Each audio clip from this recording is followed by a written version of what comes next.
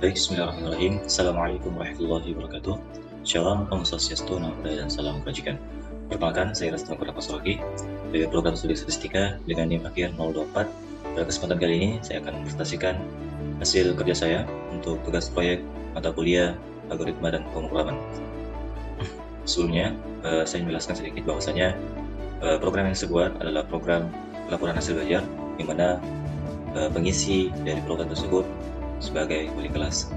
Baik, langsung saja kita masuki presentasi kita pada hari ini. Saya awali mengenai flowchart dari program yang saya buat. Program saya itu saya bagi menjadi dua bagian susunannya. Bagian pertama itu semuanya kita asumsikan sebagai input semua data yang kita inginkan. Kemudian setelah itu bagian kedua dari program saya itu nanti akan menjadi printan dari output dari program yang telah kita input sebelumnya. Baik, diawali dengan penginputan biodata peserta didik.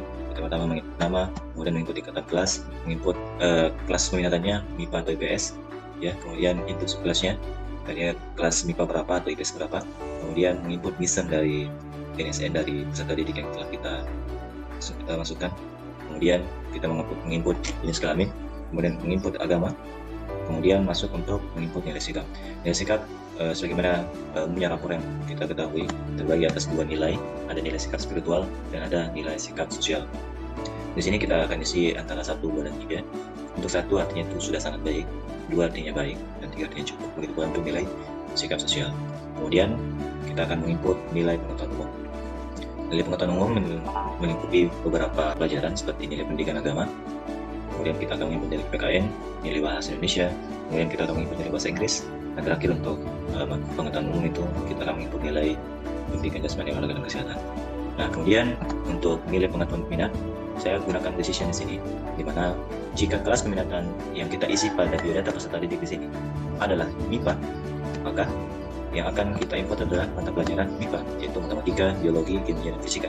Namun sebaliknya, jika tidak, artinya kita menginput IPS pada bagian kelas peminatan, maka kita akan menginput nilai dari pelajaran IPS, yaitu input nilai sejarah dunia, geografi, mata pelajaran sosiologi, ekonomi, seperti itu. Kemudian selanjutnya kita akan menginput jumlah ketidakhadiran dari siswa. Kita akan menginput pertama jumlah hari sakitnya, kemudian di sini ada kesalahan ketik, di sini jumlah hari sakitnya, di sini jumlah hari izin, dan jumlah hari tanpa keterangan atau alfa. Nah, terakhir kita akan menginput informasi penentu mengenai LBS-nya. Kita input nama tempat kita mengisi LBS-nya, kemudian kita input tanggal pengisian, input tanggal bulan, input tahun, menginput nama wali kelas, dimana artinya di sini orang yang mengisi program tersebut adalah wali kelasnya, dan terakhir adalah menginput nama kepala sekolah. Selanjutnya susunan dari tampilan LBS-nya. Jadi kita semua telah mengisi data-data yang diperlukan untuk kemudian kita adakan print atau kita melihat output dari data-data yang dimasukkan. Dimana pertama kami menuliskan laporan hasil belajar peserta didik sebagai tampilan awal dari laporan yang akan kita print sebentar. Kemudian ada biodata peserta didik.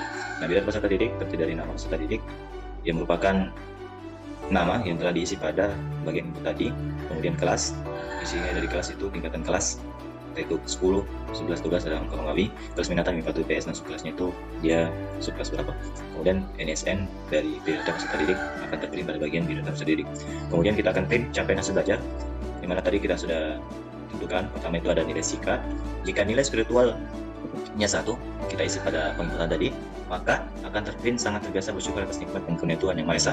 Jika tidak, jika nilai spiritual yang kita input ada 2, maka akan terprint terbiasa bersyukur atas nikmat dan karunia Tuhan Yang Maha Esa.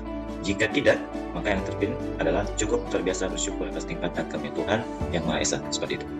Nah, lanjut untuk bagian nilai sosial. Jika kita input 1, maka yang terprint akan sangat baik dalam melakukan interaksi sosial di lingkungannya. Jika tidak, jika nilai sosial yang kita isi 2, maka akan terprint baik dalam berinteraksi sosial di lingkungan sekitarnya. Jika tidak, artinya kita isi nilai sosial yang 3, maka akan terprint cukup baik dalam melakukan interaksi sosial di lingkungannya. Seperti itu. Baik, melangkah ke bagian pengetahuan. Tadi pengetahuan kita bagi 2, ada kelompok A atau umum, pengetahuan umum, dan kelompok B untuk pengetahuan peminatan. Baik, sebagaimana kita input tadi, kita akan print langsung nilai dari pendidikan agama, PPKN, bahasa Indonesia, bahasa Inggris, dan PJOK adalah kita input sebelumnya. Kemudian saya berikan decision di sini untuk nilai peminatannya. Jika pada biodata peserta didik kita tadi input kelasnya MIPA, maka akan di print nilai dari kelompok peminatan MIPA. Jika sebaliknya, artinya kita mengisi IPS, maka nilai yang akan di-print yaitu nilai dari mata pelajaran IPS seperti itu. Kemudian untuk ketidakhadiran, kita akan print dari jumlah ketidakhadiran yang telah kita sebelumnya, di mana di sini saya menggunakan data frame yang mana terdiri dari 2 variabel. Variabel pertama itu alasan ketidakhadiran, ada sakit izin tanpa keterangan, di mana, dan variabel yang kedua itu lama, jumlah hari sakit yang kita tadi, kemudian jumlah hari izin yang telah kita input sebelumnya, dan jumlah hari alfa yang telah kita input sebelumnya. Saya buatkan untuk tabel dengan fungsi data frame dari alasan, lama. Dia akan tampil tabel ketidakhadiran siswa tersebut. Kemudian sebagai bagian terakhir yaitu penentuan kelulusan. Sebelumnya kita akan merata-ratakan nilai dari masing-masing kelompok pengetahuannya. Untuk pengetahuan umum, saya gunakan seperti ini. Rata-rata umum itu adalah nilai dari pendidikan agama ditambah PKN ditambah bahasa Indonesia ditambah Sains sampai PJOK itu sebagai 5. Itu untuk rata-rata nilai umumnya. Kemudian rata peminatannya, tadi kita input IPA, maka yang akan rata-ratakan adalah nilai matematika tambah biologi tambah kimia tambah fisika dibagi 4. Jika tidak, maka sebaliknya nilai rata-rata peminatannya itu nilai dari ekonomi tambah sosiologi, geografi, dan sejarah dibagi 4. Kemudian penentuan kelulusan, jika rata-rata umum ditambah rata peminatan itu kurang dari 80, ya, rata-rata umum dan rata-rata peminatan terus bagi 2 kurang dari 80, maka akan terprint rata-rata nilai capaian hasil belajar Anda di bawah standar, akan terprint selamat Anda mengulang. Jika tidak, artinya nilai dari 80, maka akan terprint rata-rata nilai capaian hasil belajar Anda memenuhi standar, selamat Anda naik kelas atau lulus.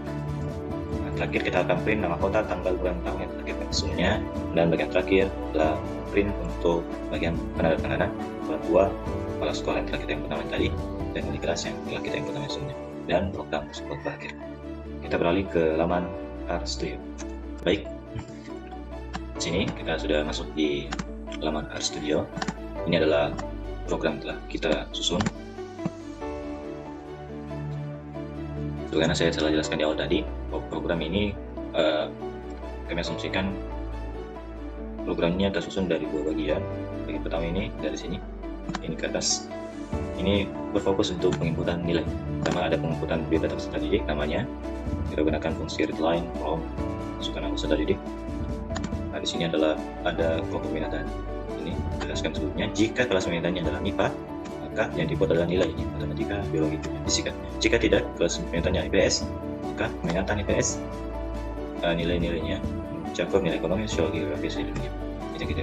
Kemudian bagian untuk ketidakhadiran sakit, kita pakai fungsi asnumerik, readline from, karena di sini kita akan masukkan angka. Izin juga seperti itu, alfa juga seperti itu. Ini untuk outputnya. Jadi di R itu kita punya 2 jenis sintaks untuk menginput sebuah data, mengoutputkan sebuah data, ada print dan ada chat. Pada kesempatan ini saya gunakan chat karena tampilannya lebih rapi dibandingkan menggunakan sintaks print. Baik, langsung saja kita simulasikan. Pertama kita anggap ini sebagai siswa MIPA. Baik, kita run programnya.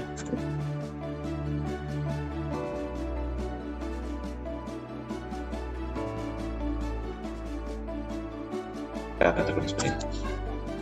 Baik, ini tampilan dari program telah kita buat. Ini adalah fase belajar, peserta didik, nama peserta didik.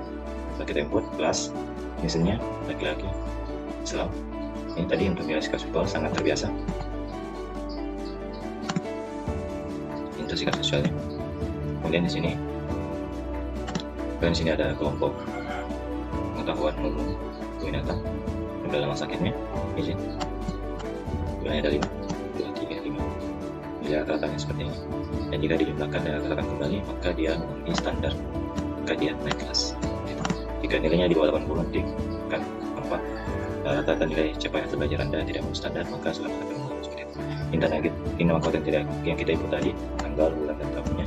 Kemudian orang tua dari siswa, kepala sekolah yang tadi, di kelasnya. Gitu. Baik, kita lanjut untuk simulasi yang kedua untuk kelas IPS. Kita kembali.